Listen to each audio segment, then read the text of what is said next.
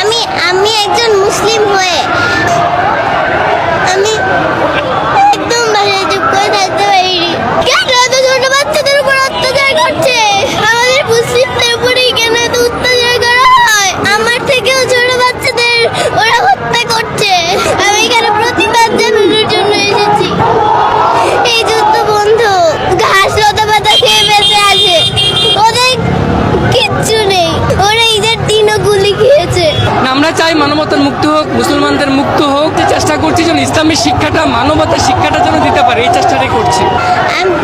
আমি আমি একজন মুসলিম হয়ে আমি এত চুপ করে থাকতে পারিনি। আমি একদম বাসায় চুপ করে থাকতে পারিনি। কষ্ট হয়েছে দেখে এগুলা?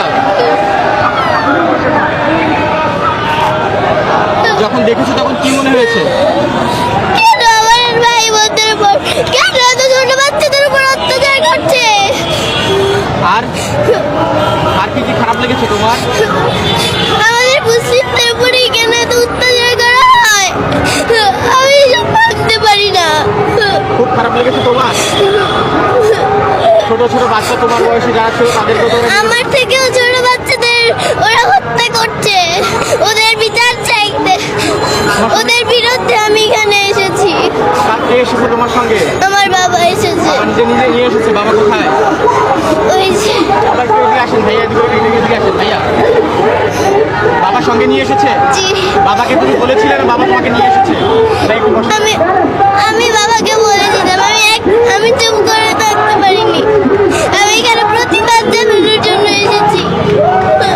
হ্যাঁ, যদি বাচ্চাকে নিয়ে এসেছেন, একেবারে একেবারে ছোট বাচ্চা, তা যদি একটু জানতে চাই আসলে ছিল নিজে নিয়ে আসা।